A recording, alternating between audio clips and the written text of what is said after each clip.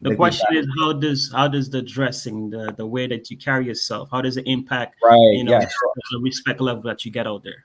Exactly. So, for example, what I was telling my team, right, based on who I am, right, I know when to overcompensate, undercompensate, just based off of logic. So, for example, it would be very easy for people to think that so I don't really wear any jewelry, I don't wear any chains on my social media. They don't really, like, post my car too often, because it's not that I can't, but it's the fact that I have to be very wise because based on who I am, it's very easy for the public to say, okay, this guy thinks X about himself.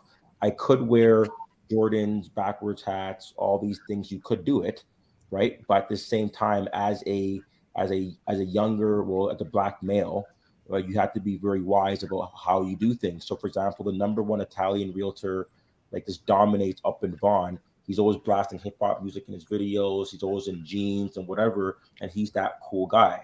But a young black guy does it, and now it's just viewed differently. So I'm very conscious over how I appear, how I dress, because I know that if you're going to be successful as a young black entrepreneur in Canada, we're not the States, we're in Canada. Our population isn't high enough to literally let us ride with our community all the way through. So the number one Chinese realtor that I went to, for example, on his IG page is in Chinese, right? The number one Irene, like a guy from Iran, his page is in their native language. That just tells you that they can literally rock with their own people, but black people cannot do that. So at the end of the day, I have to say, I'm going to have to cater, and my clientele is about 50-50, right? It's about maybe even 60-40, 40% black, 60% other cultures. So I know that I'm going to present in a wise way. So they're just looking at me in the highest light possible. So that's why I'm usually in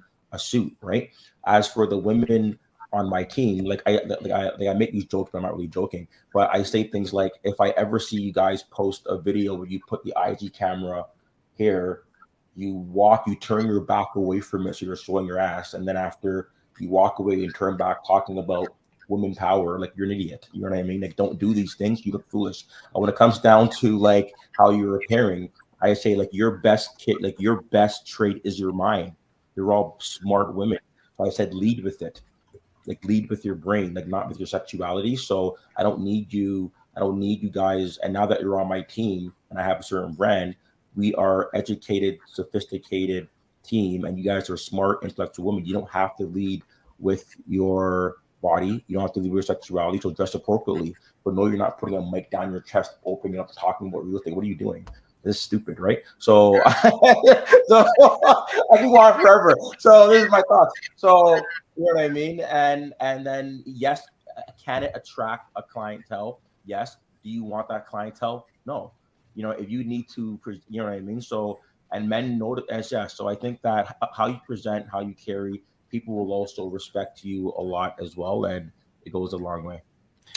But let me chime in here for a second, and I know I'm gonna let the ladies go ahead.